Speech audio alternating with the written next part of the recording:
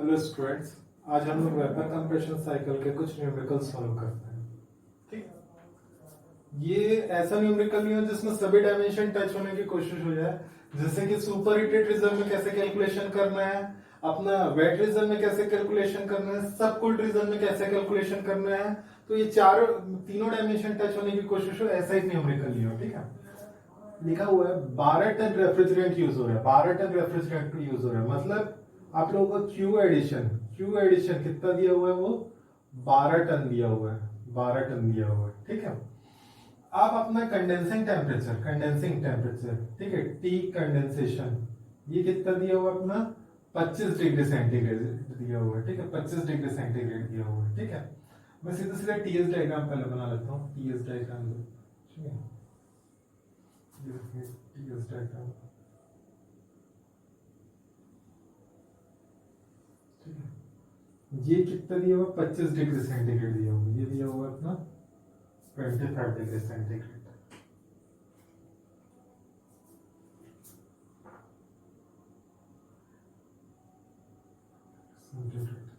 ठीक है, इवेपोरेटर का जो टेम्परेचर है, इवेपोरेटर जो काम कर रहा है, इवेपोरेटर का जो टेम्परेचर है, इवेपोरेटर काम कर रहा है, ये दिया हुआ आप लोगों को -10 डिग्री सेंटीग्रेड, -10 डिग्री सेंटीग्रेड। अब बोला हुआ है कि आपको सबकूल्ड होता है, जो रेफ्रिजरेंट हो सबकूल्ड होता है, सबकूल्ड होता है कितना कितना सबकूल्ड होता है 5 डिग्री सेंटीग्रेड। तो ये जो अपना टेम्परेचर आएगा, ये जो फाइनल टेम्परेचर आएगा, ये टी हो गया और ये एस हो गया। ठीक है, टी एस डायग्राम बनाना। ये कितना जाएगा, यहाँ पर का टेम्परेचर जो आएगा, ये आएगा यहाँ पर का टेम्परेचर आएगा 25 - 5 यानी 20 डिग्री सेंटीग्रेड आएगा। ठीक है, अब देखो यहां पर दिया है सबकूल्ड हो रहा है कितना -5 डिग्री सेंटीग्रेड। तो ये T3 तक का टेम्परेचर कितना बता रहा है 20 डिग्री सेंटीग्रेड। ठीक है, अब देखो जो यहां से यहां तक का प्रोसेस रहता है, ये जो प्रोसेस रहता है, इसमें क्या रहती है, एंथैल्पी कांस्टेंट रहती है। ठीक है, एंथैल्पी कांस्टेंट रहती है।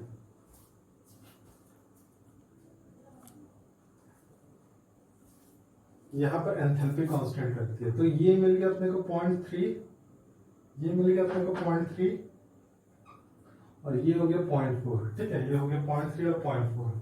ठीक है, अब देखो यहां पर लिखा हुआ है, ये लिखा हुआ है leaving the evaporator, leaving the evaporator. Evaporator में जो लीव हो रहा है वो उसका ड्राइनेस फ्रैक्शन दिया हुआ है। यहाँ पर जो इवेपोरेटर में जो लीव हो रहा है उसका ड्राइनेस फ्रैक्शन दिया हुआ है। यानी मतलब फर्स्ट पॉइंट कहाँ बोला है आप लोगों का, वेट रीजन में, वेट रीजन में। ठीक है, तो ये हो गया फर्स्ट पॉइंट। लेकिन अपने को सेकंड पॉइंट डिसाइड करना है, जो अपना यहाँ पर ये क्या है, एग्जिट ऑफ इवेपोरेटर और एंट्री ऑफ कंप्रेसर है। ये क्या है, एग्जिट ऑफ इवेपोरेटर और एंट्री ऑफ कंप्रेसर है। कंप्रेसर का एंट्री है और एग्जिट किसका, इवेपोरेटर का है। ठीक है, तो अपने को डिसाइड करना है कि क्या बोलते हैं सेकंड पॉइंट, जो अपना एग्जिट ऑफ कंप्रेसर है, एग्जिट ऑफ कंप्रेसर है, एग्जिट ऑफ कंप्रेसर है, वो कहां पर आएगा। ठीक है, तो उसको कैसे निकालेंगे, देखो सबसे पहले आप लोगों को करना है, सबसे पहले S1 की एंट्रोपी कैलकुलेट करो, एंट्रोपी ऑफ S1 कैलकुलेट करो। ठीक है, S1 की एंट्रोपी कैसे कैलकुलेट करोगे, ड्राई कौन से रीजन में, वेट रीजन में। तो ये हो जाएगा SF प्लस X SFG। ठीक है, SFG नहीं दिया आप लोगों को, तो ये क्या हो जाएगा, SG माइनस SF। ठीक है, SG माइनस SF। ठीक है, ड्राइनेस फ्रैक्शन आप लोगों को गिवन है -10 डिग्री सेंटीग्रेड में देखना, क्योंकि 0.1 कहां पर है, -10 डिग्री सेंटीग्रेड है। तो यहां पर देखो SF दिया हुआ है कि आप लोगों को पुट कर देना SF की वैल्यू, X दी हुई है क्वेश्चन में 0.97 दिया हुआ है, SG अपने को पता है, ये यहां पुट कर देना और SF यहां पर पुट कर देना है। मैं बता रहा हूं आंसर कितना आएगा, मैं बताता हूं आंसर कितना आ रहा है।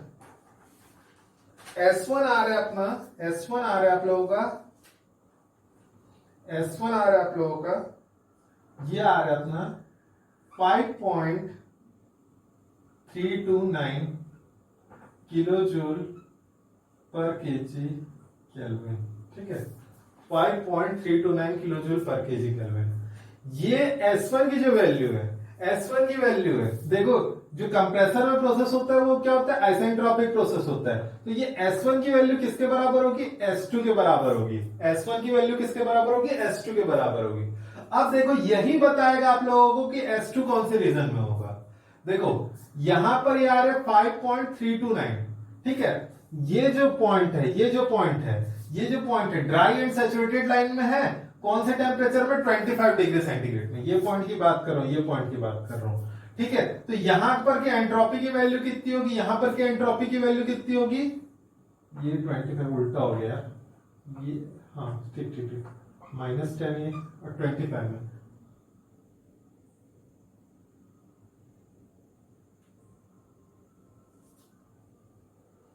यहां पर की ठीक है, यहां पर की अपनी एंट्रोपी आ गया 5.329, ठीक है।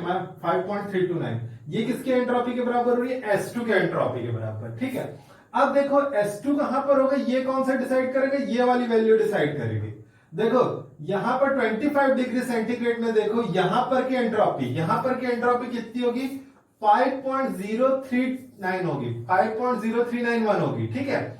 ये वैल्यू से ज्यादा आ रही है कि कम आ रही है इसकी वैल्यू, आप देखो जो S2 की वैल्यू है, S2 की वैल्यू है किससे ज्यादा आ रही है, SG से ज्यादा आ रही है। मतलब SG यहां पर जो है उससे ज्यादा आ रही है, मतलब जो अपना S2 है ये कौन से रीजन में होगा, ये सुपर हीटेड रीजन पे होगा, यहां पर कहीं पर, ठीक है। यहां कहीं पर सुपर हीटेड रीजन पे होगा ये 2 पॉइंट, ठीक है।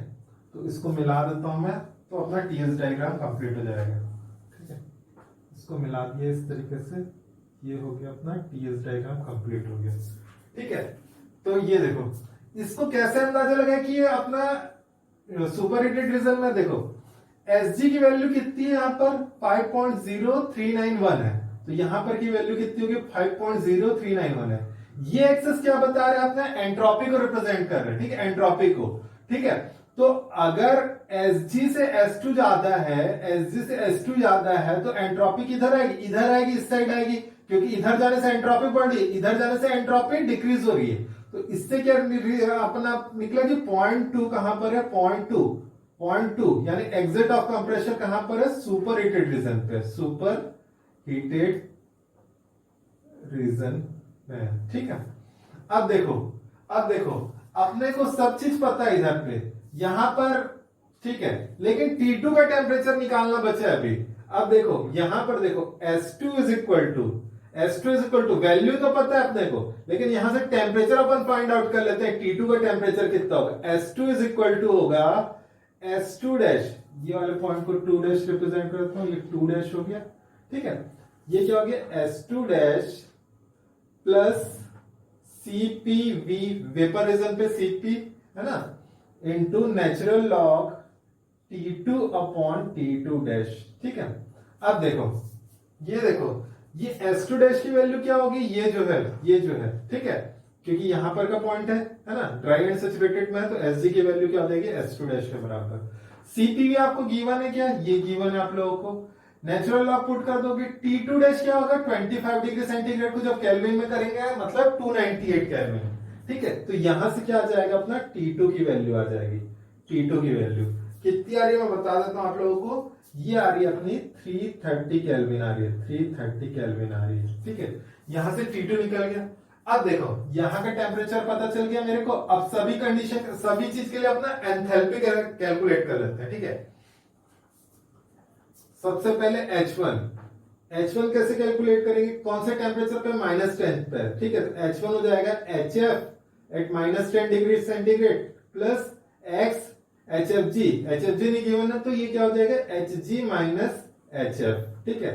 तो यहां पर पुट कर दोगे, सभी वैल्यू गिवन है -10 पे, तो यहां से H1 की वैल्यू आ जाएगी, ठीक है। सिमिलरली H2 कैसे कैलकुलेट करोगे आप लोग, H2 कैसे कैलकुलेट करोगे, सुपर हीटेड रीजन पे है, तो ये क्या हो जाएगा अपना H2 dash plus CPV into T2 minus T2 dash, ठीक है। T2 यहां पर 330 केल्विन आ गया है अपने को, और ये T2 डैश है 25 डिग्री सेंटीग्रेड यानी 298 केल्विन, ठीक है। H2 डैश क्या है, ये ड्राई एंड सैचुरेटेड लाइन पे 25 डिग्री सेंटीग्रेड में जो प्रॉपर्टी है ना, ये वाली प्रॉपर्टी, ये क्या है, S2 डैश है, ठीक है, तो H2 डैश की वैल्यू पता है, तो यहां से क्या आ जाएगा अपना H2 आ जाएगा। ठीक है, सिमिलरली S3 कैसे निकालेंगे? S3 कौन से रीजन पे है? S3 अपना सबकूल्ड रीजन पे है। कौन से रीजन पे? सबकूल्ड रीजन पे। तो S3 इज इक्वल टू होगा, S3 इज इक्वल टू होगा, ये हो जाएगा H3 डैश, ये पॉइंट को 3 डैश बोल देता हूं, ये 3 डैश हो गया। ठीक है, S3 डैश माइनस CPL आएगा क्योंकि ये लिक्विड रीजन है। ठीक है, into T3 dash minus T3। ठीक है, T3 डैश क्या होगा? T3 डैश होगा अपना 25 डिग्री सेंटीग्रेड, और T3 कितना होगा? सबकूल्ड है 5 डिग्री सेंटीग्रेड का, तो ये क्या हो जाएगा? 20 डिग्री सेंटीग्रेड हो जाएगा T3। CPL आप लोगों को क्वेश्चन में गिवन है, ये है ना 4.6। S3 डैश क्या होगा? S3 डैश क्या होगा? S3 डैश कहां पर है? सैचुरेटेड लिक्विड लाइन पे, सैचुरेटेड लिक्विड लाइन में 3 डैश है ना, 3 डैश कहां है? सैचुरेटेड लिक्विड लाइन पे। कौन से टेम्परेचर पे? 25 डिग्री सेंटीग्रेड पे। तो 25 डिग्री सेंटीग्रेड पे जो HF की वैल्यू हो जाएगी वो क्या होगी? S3 dash. ठीक है, मैं फिर से एक बार वैल्यू को रिप्रेजेंट बता देता हूं, ये कौन कौन सा होगा। ये देखो, ये सबसे पहले H1 कैलकुलेट करें। H1 कौन से टेम्परेचर पे है? -10 पे है। ठीक है, तो जो भी प्रॉपर्टी लेंगे -10 डिग्री सेंटीग्रेड के लेंगे। तो HF क्या हो जाएगा? HF क्या हो जाएगा? HF -10 डिग्री सेंटीग्रेड में यहां पर पुट कर दोगे। X की वैल्यू आपको 0.97 दी हुई है। ठीक है, Hg की वैल्यू आपको दी हुई है, ये है Hg की वैल्यू। ठीक है, -10 डिग्री सेंटीग्रेड पे, और HF तो फिर से दिया हुआ, तो HF पुट कर देंगे, तो यहां से क्या निकल जाएगा? H1 की वैल्यू। ठीक है, H1 कितना आ रहा है मैं बता देता हूं आप लोगों को। ये आ रहा है अपना 1394.12। ठीक है, किलो जूल पर केजी। ठीक है, सिमिलरली S2 की वैल्यू कैलकुलेट करना है। ठीक है, जो कौन से रीजन पे? सुपर हीटेड रीजन पे। सुपर हीटेड रीजन पे कैसे कैलकुलेट करेंगे? ये H2 डैश 2 डैश कहां पर की प्रॉपर्टी है? ये ड्राई एंड सैचुरेटेड लाइन की प्रॉपर्टी है। कौन से टेम्परेचर पे? 25 डिग्री सेंटीग्रेड पे। तो ये वाला क्या हो जाएगा? ड्राई एंड सैचुरेटेड, मतलब Hg की वैल्यू हो जाएगी 25 डिग्री सेंटीग्रेड पे। तो ये क्या हो जाएगा? 1465.84 है ना, 1465.84 प्लस सीपीवी दिया हुआ 2.8 इंटू T2 निकाले अपन 330 केल्विन, और ये T2 डैश क्या हो जाएगा? 25 डिग्री सेंटीग्रेड यानी 298 केल्विन। सभी वैल्यू को पुट करोगे तो आपका आ रहा है, ये आ रहा है 1555 किलो जूल पर केजी। ठीक है, ये आ रहा है अपना। ठीक है, ये हो गया 2 की वैल्यू। अब H3 कैसे कैलकुलेट करोगे?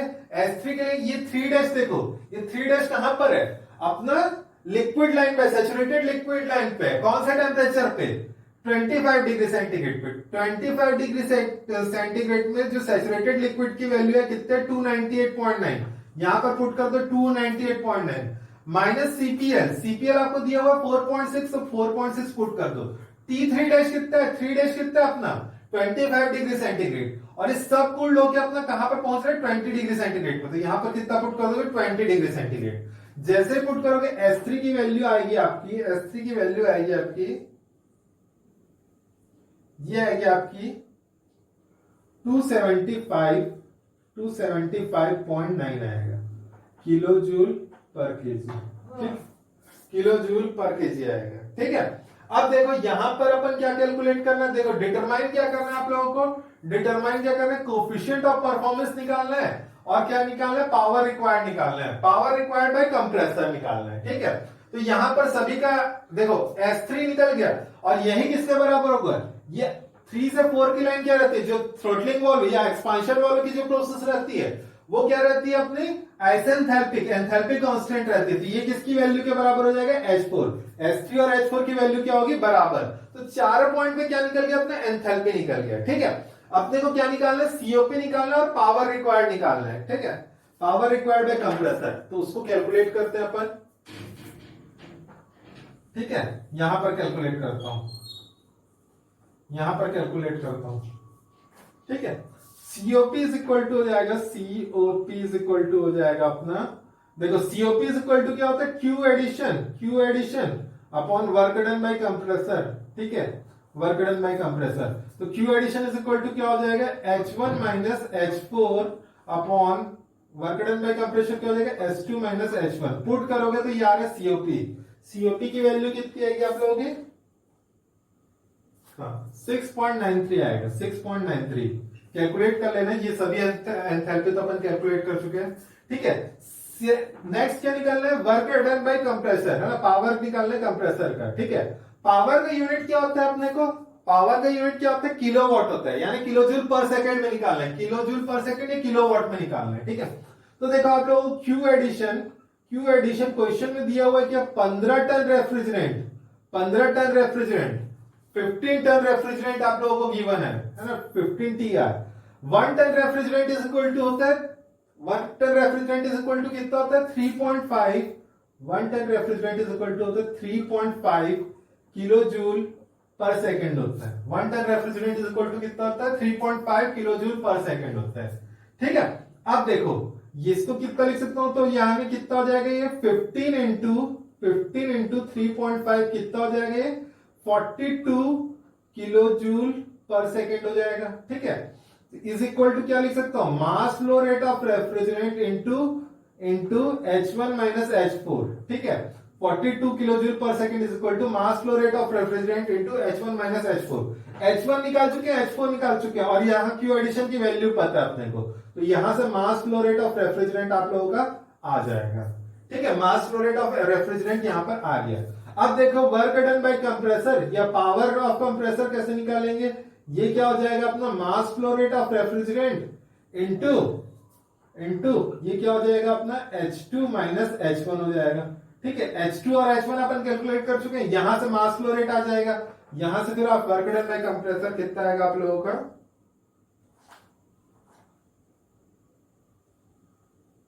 ये आएगा आपका 7.55 किलोवाट, ठीक है, 7.55 किलोवाट आएगा, ठीक है। तो इस तरीके से क्वेश्चन बनेगा, ठीक है। थोड़ा सा दिक्कत कहां पर होता है, टेम्परेचर T2 निकालने के लिए, ये निकाल लिए तो फिर बाकी कोई उतना हेक्टिक नहीं रहता, ठीक है। अब एक और क्वेश्चन सॉल्व करते हैं।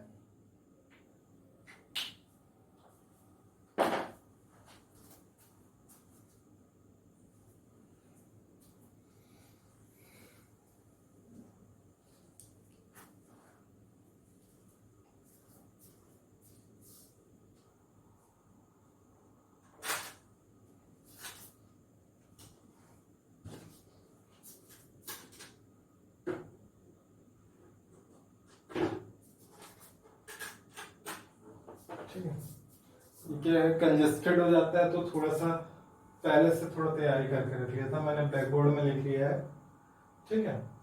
आपको क्वेश्चन दिया हुआ है जिसमें रेफ्रिजरेंट इफेक्ट RE यानी क्यू एडिशन दिया हुआ आप लोगों को 12 टन रेफ्रिजरेंट, ठीक है। इवेपोरेटर का जो टेम्परेचर है वो दिया हुआ है -8 डिग्री सेंटीग्रेड, ठीक है, -8 डिग्री सेंटीग्रेड। कंडेंसर का जो टेम्परेचर है वो दिया हुआ है 30 डिग्री सेंटीग्रेड, ठीक है। और क्या दिया हुआ, सबकूल्ड हो रहा है, किसमें कितना हो रहा है 5 डिग्री सेंटीग्रेड का सबकूलिंग हो रहा है, ठीक है, 5 डिग्री सेंटीग्रेड सबकूलिंग हो रहा है। T1 जो टेम्परेचर है, T1 क्या होता है, एग्जिट ऑफ इवेपोरेटर एंड क्या होता है entry of compressor. T1 point क्या होता है, exit of evaporator and entry of compressor, ये दिया हुआ है -2 डिग्री सेंटीग्रेड। CPL की भी वैल्यू दी हुई है, CPV की वैल्यू दी हुई है, ठीक है। आप लोगों का जो कंप्रेसर है, कंप्रेसर में जो क्रैंक रहता है, कंप्रेसर कैसे वर्क करता है, जैसे कंप्रेसर को देखोगे इस तरीके का कंप्रेसर रहता है, ठीक है। ये क्या रहता है, क्रैंक शाफ्ट मैकेनिज्म से जुड़ा रहता है, ठीक है। क्रैंक ज्यादा ही बड़ा बन गया, ठीक है। तो ये जो क्रैंक का आरपीएम रहता है, वो आपको गिवन है 1000 आरपीएम, ठीक है। और ये कितने सिलेंडर यूज हो रहा है, जो अपना कंप्रेसर है कितने सिलेंडर है, 2 सिलेंडर यूज हो रहा है। और जो ये स्ट्रोक लेंथ यहाँ पर टीडीसी से जो बीडीसी मूव करता है, स्ट्रोक लेंथ वो कितना है 1.5 टाइम्स है किसका, बोर डायमीटर। ये जो बोर डायमीटर है उसका कितना है 1.5 डायमीटर, 1.5 टाइम्स है, ठीक है। आप लोगों को क्या क्या फाइंड आउट करना है, सीओपी कोएफिशिएंट ऑफ परफॉर्मेंस निकालना है, वर्क डन बाय कंप्रेसर निकालना है, और बोर डायमीटर और स्ट्रोक लेंथ की वैल्यू निकालना है। पहला कंडीशन दिया हुआ है इसमें क्लियरेंस नहीं होना चाहिए, सेकेंड कंडीशन दिया हुआ है 2% क्लियरेंस होना चाहिए, ठीक है। थोड़ा सा वर्क का मतलब यहाँ पर ब्लैक बोर्ड कंजेस्टेड हो गया, थोड़ा सा कॉपरेट कर रही है आप लोग, है ना, क्योंकि ब्लैक बोर्ड ज्यादा बड़ा नहीं है मेरे को, लेकिन समझाना सब चीजें, ठीक है, थोड़ा सा कॉपरेट करिए।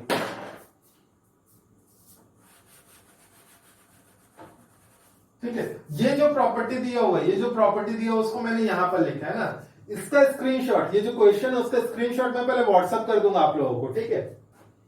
अब थोड़ा सा देखिए, अब थोड़ा सा देखिए, ये जो है -2 डिग्री सेंटीग्रेड है ना, और कौन से रीजन पे, सुपर हीटेड रीजन पे, ठीक है। आप लोगों को इवेपोरेटर का टेम्परेचर कितना दिया हुआ, ये जो टेम्परेचर है, ये जो टेम्परेचर ये कितना है, -8 डिग्री सेंटीग्रेड है, -8 डिग्री सेंटीग्रेड। और कंडेंसर का टेम्परेचर कितना है अपना, 30 डिग्री सेंटीग्रेड, ठीक है। ठीक है, ये देखो -2 -8 से बड़ा होता है तो ऑब्वियस है ये कौन से रीजन में जाएगा, सुपर हीटेड रीजन। इसका टेम्परेचर है -2 डिग्री सेंटीग्रेड, ठीक है। मैं रिप्रेजेंट नहीं कर रहा हूं, T1 का जो टेम्परेचर है -2 डिग्री सेंटीग्रेड। अगर ये सुपर हीटेड रीजन पे है तो obviously exit of the compressor कहां पर होगा, ये कहां पर होगा अपना, ये कहां पर होगा अपना, सुपर हीटेड रीजन पे होगा, ठीक है। क्योंकि कंप्रेस जैसे ही होता है, जैसे कंप्रेस होता है कोई भी चीज तो उसका टेम्परेचर इंक्रीज होता है। तो टेम्परेचर ये सुपर हीटेड रीजन में टेम्परेचर इंक्रीज हुआ तो भी किस रीजन पे जाएगा, सुपर हीटेड रीजन पे जाएगा, ठीक है। लेकिन अभी T2 का अपने को टेम्परेचर नहीं पता है, ठीक है। अब देखो ये क्या है, कंडेंसर का अपना टेम्परेचर है। कंडेंसर कौन से टेम्परेचर पे वर्क कर रहा है, 30 डिग्री सेंटीग्रेड पे वर्क कर रहा है, ठीक है। और कितना सब कूलिंग हो रहा है, 5 डिग्री सेंटीग्रेड का सब कूलिंग हो रहा है। मतलब यहां पर जो T3 का एग्जिट है उसका टेम्परेचर कितना हो जाएगा, यहां पर T3 का जो टेम्परेचर हो जाएगा, यहां पर T3 लिख देता हूं, ये कितना हो जाएगा अपना 25 डिग्री सेंटीग्रेड हो जाएगा, 25 डिग्री सेंटीग्रेड हो गया, ठीक है। टेम्परेचर T1 का पता अपने को, T3 का पता है, ठीक है, लेकिन T2 अपने को पता नहीं है, ठीक है। चलो अब थोड़ा सा कैलकुलेशन करते हैं इसका। ये जो गिवन डाटा थोड़ा सा इधर मिटा रहा हूं मैं, थोड़ा सा ध्यान दीजिएगा। सबसे पहले देखो मैं S1 कैलकुलेट करता हूं। सबसे जो प्रीवियस अपना प्रॉब्लम में किया था वही फंडा इसमें भी लगाना है, ठीक है। S1 इज इक्वल टू हो जाएगा, ये 1 डैश है, 1 डैश, ठीक है। S1 इज इक्वल टू हो जाएगा S1 dash plus CPV into T1 upon T1 dash, ठीक है, T1 अपॉन T1 डैश, ठीक है। S1 डैश ये है ना, तो S1 डैश कहां पर है, ये 1 डैश की है ना, तो ये 1 डैश की प्रॉपर्टी कहां पर है, ड्राई एंड सैचुरेटेड लाइन पे, ड्राई एंड सैचुरेटेड लाइन पे कौन से टेम्परेचर पे, -8 डिग्री सेंटीग्रेड में। तो S1 क्या हो जाएगा, -8 डिग्री सेंटीग्रेड में जो आप लोगों का ड्राई एंड सैचुरेटेड लाइन पे जो वैल्यू है वो हो जाएगा ये 0.7007, ये क्या हो जाएगा S1 डैश। CPV आप लोगों को यहां पर गिवन है 0.733, यहां पर पुट कर दीजिएगा। T1 कितना होगा, T1 अपन निकाले हैं, T1 दिया हुआ है -2 डिग्री सेंटीग्रेड। -2 डिग्री सेंटीग्रेड को जब केल्विन में कन्वर्ट करेंगे तो कितना आ जाएगा, 271। T1 कितना दिया हुआ है, 271, ठीक है। T1 डैश कहां है, -8 डिग्री सेंटीग्रेड। जब इसको कन्वर्ट करेंगे केल्विन में कितना आ जाएगा, केल्विन में कन्वर्ट करेंगे तो कितना आ जाएगा इसका, ये कितना आ जाएगा, 265 आ जाएगा, ठीक है। तो ये वाली प्रॉपर्टी यहां पर दी हुई, ये यहां से पुट करना, CPV यहां पर दिया हुआ है, यहां से पुट करना। T1 -2 डिग्री सेंटीग्रेड है, T1 डैश कितना है अपना, -8 डिग्री सेंटीग्रेड, ठीक है। सभी वैल्यू गिवन है, यहां से S1 आ जाएगा, ठीक है, S1 आ जाएगा, ठीक है, S1 आ जाएगा। तो यहां से S1 की वैल्यू पुट कर दीजिएगा। S1 कितना आ रहा है, मैं बता देता हूं आप लोगों को, आ रहा है, ये आ रहा है 0.7171 आ रहा है, 0.7171 आ रहा है, ठीक है। अब देखो ये S1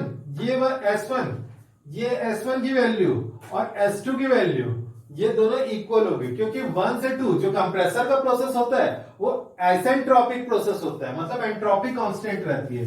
तो यहां से इस तरीके से लिख सकता हूं मैं, S2 is equal to S1, ठीक है, S2 is equal to S1 is equal to, ये कहां पर है अपना, ये कौन से टेम्परेचर पे, 30 डिग्री सेंटीग्रेड पे, ठीक है।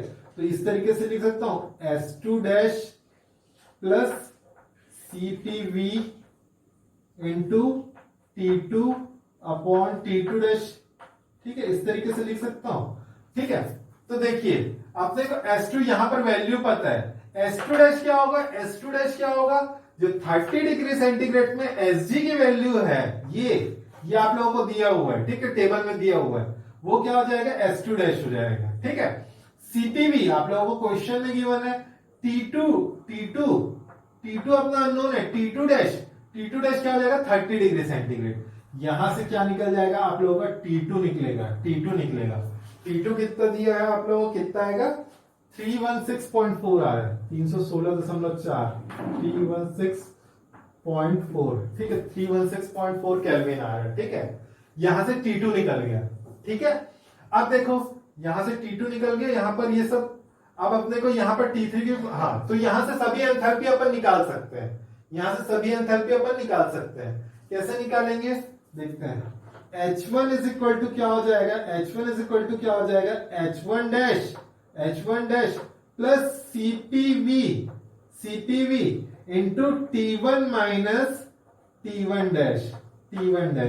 यहां पर H1 डैश क्या हो जाएगा, यहां कहां की प्रॉपर्टी है, ड्राई एंड सैचुरेटेड लाइन की प्रॉपर्टी है, तो ये जो Hg की वैल्यू हो जाएगी माइनस 8 डिग्री सेंटीग्रेड में, वो क्या हो जाएगी H1 डैश। सीपीवी आप लोगों को क्वेश्चन में गिवन है, T1 और T1 डैश की वैल्यू अपने को पता है, तो यहां से H1 निकल जाएगा, ठीक है, H1 निकल जाएगा। सिमिलरली H2 की भी वैल्यू क्या होगी, H2 भी सुपर हीटेड रीजन में है, ये हो जाएगा H2 dash plus CPV into T2 minus T2 dash, ठीक है। यहां पर देखो T2 की वैल्यू अभी निकालना है, T2 डैश क्या हो जाएगा 30 डिग्री सेंटीग्रेड यानी 303 केल्विन। सीपीवी ये यहां पर गिवन है, आप लोगों को क्वेश्चन में गिवन है, ठीक है, क्वेश्चन में गिवन है। और H2 डैश क्या होगी, ड्राई एंड सैचुरेटेड लाइन में माइनस 30 डिग्री सेंटीग्रेड में जो एंथैल्पी होगी, प्लस 30 डिग्री सेंटीग्रेड में जो प्रॉपर्टी होगी, मतलब ये 199.6, तो उसको क्या हो जाएगा S2 डैश की वैल्यू हो जाएगी। यहां से क्या आ गया H1 और S2 की वैल्यू, ठीक है। थोड़ा सा यहां पर रफ कर रहा हूं, मिटा रहा हूं मैं,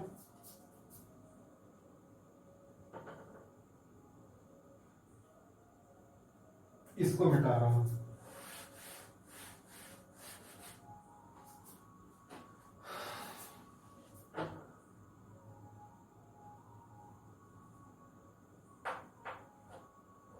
देखो अब S3 कैलकुलेट करना है ना, S3 इज इक्वल टू क्या हो जाएगा H3 डैश माइनस CPL, क्योंकि ये सबकोल्ड रीजन में है, CPL लिक्विड रीजन पे आ रहा है, ठीक है। CPL इंटू क्या हो जाएगा T3 डैश माइनस T3 हो जाएगा, ठीक है। तो यहां से S3 की वैल्यू आ जाएगी, वही किसकी वैल्यू के बराबर होगी, S3 is equal to H4 is equal to, ये जो वैल्यू आई वो होगी S3 डैश कहां की प्रॉपर्टी होगी, यहां पर सबकोल्ड लाइन पे होगा, है ना, सैचुरेटेड लिक्विड लाइन पे होगा, ठीक है। सैचुरेटेड लिक्विड लाइन पे जो 30 डिग्री सेंटीग्रेड में प्रॉपर्टी है वो क्या हो जाएगी S3 डैश हो जाएगी। सीपीएल आपको क्वेश्चन में गिवन है, ठीक है। T3 डैश कितना है 30 डिग्री सेंटीग्रेड है, और T3 कितना है 25 डिग्री सेंटीग्रेड है। सभी वैल्यू पुट कर दोगे S3 आ जाएगी, वही S3 किसके बराबर होगी, H4 के बराबर होगी, ठीक है। तो मैं लिख देता हूं वैल्यू किसकी आई है, H1 इज इक्वल टू आया है आप लोगों का 188 पॉइंट, इसको एक साथ लिख देता हूं जो वैल्यू आई है, ठीक है, इसको एक साथ लिख देता हूं, मिटा देता हूं इससे।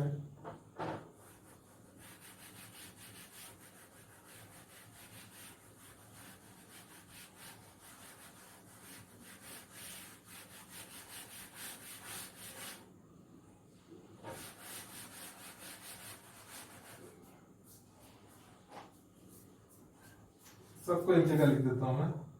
H1 जो आई है वो है अपना 188.47, ठीक है। H2 जो आई है अपनी वो है अपनी 209.44।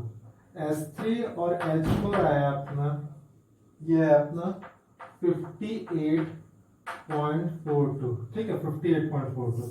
सभी एंथैल्पी आ गई, ठीक है। अब पहला क्या निकालना था हमने को, सीओपी निकालना था। तो सीओपी इज इक्वल टू क्या हो जाएगा, सीओपी इज इक्वल टू क्या होता है, Q added upon work done होता है। Q added is equal to क्या होता है, H1 minus H4 upon H2 minus H1। सभी वैल्यू अपने को पता है, यहां से सीओपी निकाल लेना। सीओपी आ रहा है आप लोगों का 6.2 आ रहा है, 6.2 आ रहा है। ठीक है, अब फिर सेकंड निकालना था work done by compressor. Work done by compressor कैसे निकालेंगे अपन? यहां पर देखो क्यू एडेड आपको गिवन है, क्यू एडेड आपको गिवन है 12 टन रेफ्रिजरेंट गिवन है। ठीक है, इसको लिख सकता हूं 12 इंटू 3.5 लिख सकता हूं मैं। ठीक है, 12 इंटू 3.5 लिख सकता हूं मैं। ठीक है, तो ये हो गया 12 इंटू 3.5। ठीक है, तो ये क्या हो गया Q added is equal to क्या लिख सकता हूं mass flow rate of refrigerant into Q added is equal to क्या होता है H1 minus H4 is equal to क्या होता है 12 इंटू 3.5। ठीक है, तो यहां से देखो आप mass flow rate of refrigerant आ जाएगा, mass flow rate of refrigerant आ जाएगा। कितना आ गया आप लोगों का mass flow rate of refrigerant? ठीक है, उसकी वैल्यू नहीं लिखा हूं मैं, यहां से mass flow rate of refrigerant आ जाएगा। ठीक है, ये इंपॉर्टेंट है, mass flow rate of refrigerant यहां से निकालना है। H1 पता है, H4 पता है। ठीक है, और क्यू एडेड की वैल्यू पता है, ये mass flow rate of refrigerant आ जाएगा, निकाल लेना। ठीक है, ये आगे mass flow rate of refrigerant. ठीक है, अब work done by compressor, work done by compressor is equal to क्या होगा mass flow rate of refrigerant into कहां से कहां तक का प्रोसेस होता है अपना कंप्रेसर में H2 minus H1, H2 minus H1। देखो कई लोगों को क्या प्रॉब्लम हो रहा होगा कि सर कैसे कंप्रेसर का प्रोसेस H2 माइनस H1 होता है। प्रीवियस आप लोग वीडियो देखना, प्रीवियस वीडियो देखना, वहां पर मैंने बताया H2 कहां का प्रॉपर्टी है, H1 कहां का प्रॉपर्टी है। ये दोनों के बीच में कंप्रेसर काम करता है, 1 और 4 के बीच इवेपोरेटर काम करता है, 4 और 3 के बीच क्या काम करता है अपना थ्रोटल वाल्व या एक्सपांशन वाल्व को काम करता है, और 3 से लेकर 2 के बीच क्या काम करता है कंडेंसर काम करता है। ठीक है, थोड़ा सा प्रीवियस वीडियो देख लेना, जिसको समझ नहीं आ रहा है एक बार अच्छे से देख लोगे तो उसमें क्लियर हो जाएगा कॉन्सेप्ट कैसे निकालना है। ठीक है, mass flow rate of refrigerant यहां से कैलकुलेट हो जाएगा, उसको पुट कर देना। और ये क्या है H2 माइनस H1, H2 और H1 की प्रॉपर्टी निकाल चुके हैं, तो यहां वर्क डन बाय कंप्रेसर आएगा आप लोगों का 6.7878 किलोवाट आएगा। ठीक है, तो दो चीज निकल गई, अपना सीओपी निकल गया और वर्क डन बाय कंप्रेसर निकल गया। ठीक है, अब इसका जो सबसे इंपॉर्टेंट चीज है, सबसे इंपॉर्टेंट चीज है जिसके लिए न्यूमेरिकल को मैंने उठाया है, सबसे इंपॉर्टेंट चीज है उसको कैलकुलेट करना बाकी है। ठीक है, वो है अपना बोर डायमीटर, और क्या निकालना अपने को बोर डायमीटर, और क्या निकालना अपने को स्ट्रोक लेंथ निकालनी है। ठीक है, बोर डायमीटर और स्ट्रोक लेंथ निकालनी है। ठीक है,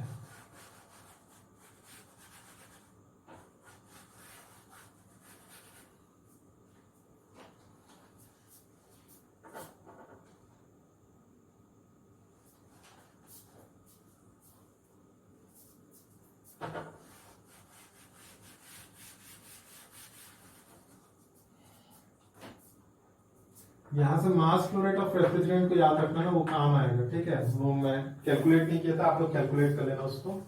ठीक है, वो आगे काम आएगा। आप लोगों को मैंने बताया था कैलकुलेशन फॉर किसका था, बोर डायमीटर यानी डी एंड स्ट्रोक एल। यही इसी के लिए मैंने खास ये न्यूमेरिकल लिया है। ठीक है, तो देखो आप लोगों को volumetric efficiency is equal to बताया था 1 plus clearance ratio minus C into V1 by V2। ठीक है, V1 और V2 क्या होता है एंट्रेंस में स्पेसिफिक वॉल्यूम V1 होता है किसके कंप्रेसर के, और एग्जिट में जो अपना वॉल्यूम होता है स्पेसिफिक वॉल्यूम होता है कंप्रेसर के, वो होता है V2 होता है। ठीक है, आप लोग क्वेश्चन में देखना है, क्वेश्चन में व्हाट्सएप करूंगा। पहला कंडीशन दिया है, कंडीशन 1 क्या दिया हुआ है, कंडीशन 1 क्या दिया हुआ है, नो क्लियरेंस दिया हुआ है, नो क्लियरेंस। ठीक है, मतलब clearance C is equal to 0 दिया हुआ है। तो यहां से देखो अगर C 0 पुट कर दूंगा मैं, तो volumetric efficiency is equal to क्या हो जाएगा, यहां पर नो क्लियरेंस के केस में 100% हो जाएगा, वॉल्यूमेट्रिक एफिशिएंसी 100% हो जाएगा। ठीक है, तो अपने को volumetric efficiency is equal to और कहते हैं mass flow rate of refrigerant into V1 upon pi by 4 D square L into N by 60 into number of cylinder. ये पता है नंबर ऑफ सिलेंडर, ये पता है। इसको थोड़ा छोटा लिख देता हूँ, इधर मेरे को पीएस डायग्राम बनाना पड़ेगा। Mass flow rate of refrigerant into V1 upon pi by 4 into D square into L into N by 60 into number of cylinder को के से रिप्रेजेंट कर रहा हूं, ठीक है। अब देखो यहां पर देखो मास फ्लो रेट ऑफ रेफ्रिजरेंट वो पहले कैलकुलेट कर चुके हैं। V1 अभी छोड़ो, V1 छोड़ो, आपको D और L में रिलेशन पता है, तो जैसे कि L is equal to 1.5D था तो L 1.5D यहां पर L की जगह पुट कर देना। N आपको क्वेश्चन में 1000 दिया हुआ था, N क्वेश्चन में 1000 दिया है। नंबर ऑफ सिलेंडर आपको 2 दिया हुआ है, ठीक है। तो V1 कैसे निकालेंगे, V1 कैसे निकालेंगे ये मैं बता देता हूं। ये सबसे इंपॉर्टेंट चीज आप लोगों की है, सबसे इंपॉर्टेंट चीज है, वहीं पर कंफ्यूज होते हो सभी लोग, ठीक है। थोड़ा सा यहां पर ध्यान दो। ये जो है अपना जो पूरा साइकिल है उसका मैं पीएच डायग्राम बना रहा हूं, पीएच डायग्राम बना रहा हूं।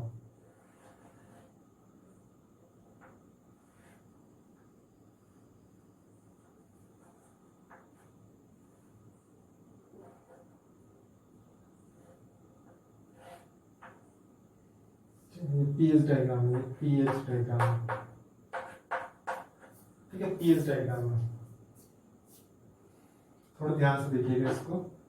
ये जो है अपना ये है 1 है, ये 2 है, ठीक है, ये 3 है और ये 4 है। ये पॉइंट क्या था, 1 डैश था, ये पॉइंट क्या था, 2 डैश था, ये 2 डैश, ये 1 डैश, ठीक है। देखो मैंने आपको बताया था इवेपोरेटर का जो प्रोसेस रहता है, इवेपोरेटर का जो प्रोसेस रहता है वो कांस्टेंट प्रेशर रहता है। सिमिलरली ये जो इवेपोरेटर का जो प्रोसेस है वो कांस्टेंट प्रेशर रहेगा, ठीक है। सेम कंडेंसर का जो प्रोसेस है वो कांस्टेंट प्रेशर रहता है, मतलब इवेपोरेटर और कंडेंसर का जो प्रोसेस है वो कांस्टेंट प्रेशर है। तभी तो मैंने यहाँ पर स्ट्रेट लाइन खींचा है, प्रेशर के एक्सेस में स्ट्रेट लाइन खींचा हुआ है, ठीक है। इसको थोड़ा सा ध्यान से देखिएगा। तो देखिए यहां पर देखिए ये 1 डैश और 2 डैश पे जो वॉल्यूम है, सैचुरेटेड वॉल्यूम, वो आप लोगों को प्रॉपर्टी टेबल में गिवन है। जैसे कि -8 डिग्री सेंटीग्रेड कहाँ का प्रॉपर्टी है, यहाँ का। तो 1 डैश क्या हो जाएगा, ये जो गिवन है 0.079 किस में हो जाएगा, -8 degree centigrade. Same 30 degree centigrade में, 30 डिग्री सेंटीग्रेड में वी सैचुरेशन आपको गिवन है 0.0235, ठीक है।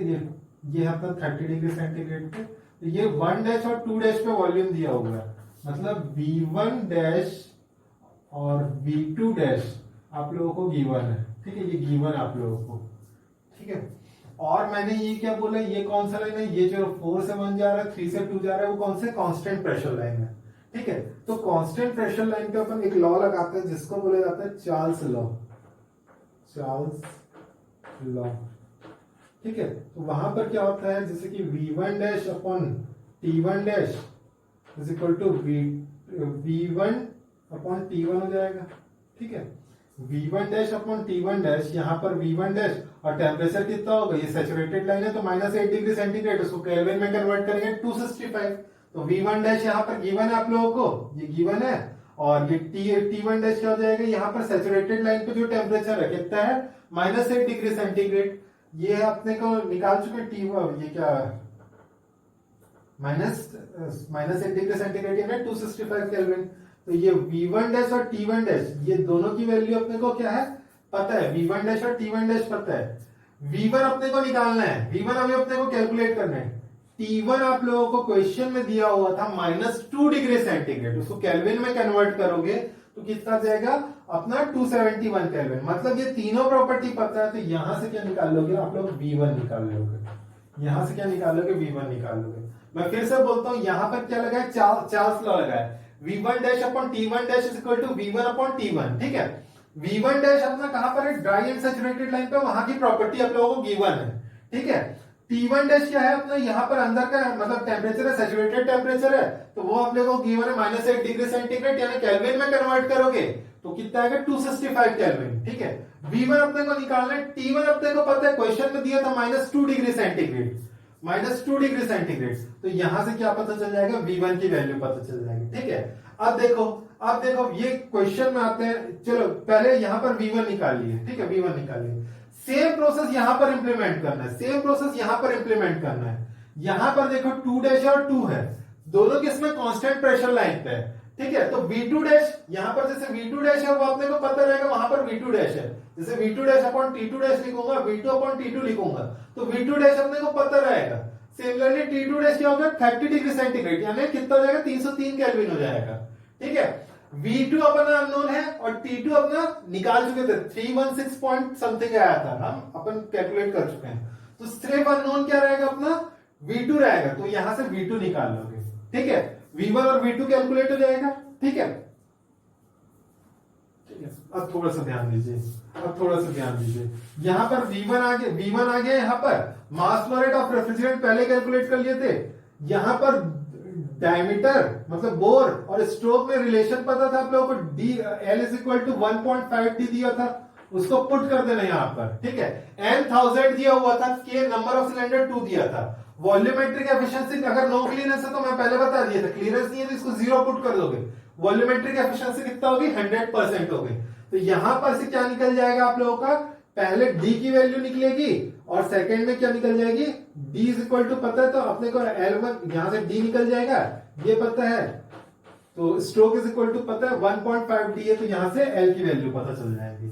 ठीक है, इस तरीके से इसका क्लियर कैलकुलेशन करना है। सेकेंड कंडीशन इस पे दिया हुआ है, सेकेंड कंडीशन दिया हुआ है इस पे, यहां पर क्या दिया हुआ है 2% क्लियरेंस दिया हुआ है, 2% क्लियरेंस दिया हुआ है। ठीक है, 2% क्लियरेंस दिया हुआ है। ठीक है, सेकंड कंडीशन क्या दिया हुआ है, C इज इक्वल टू दिया हुआ है 0.02 दिया हुआ है। तो पुट करोगे यहां पर तो वॉल्यूमेट्रिक एफिशिएंसी आएगी कुछ, कितनी आएगी मैं बता देता हूं आप लोगों को। V1 और V2 आप लोग निकाल चुके हो ना, V1 और V2 मैं जो प्रोसेस बताया था ना चार्ल्स लॉ से, वही से उसी प्रोसेस से निकलेगा। ठीक है, आप लोगों की वैल्यू कितनी आएगी यहाँ पर, वॉल्यूमेट्रिक एफिशिएंसी आएगी 95.4 आएगी या 0.954 आएगा, 95.4% या 0.954।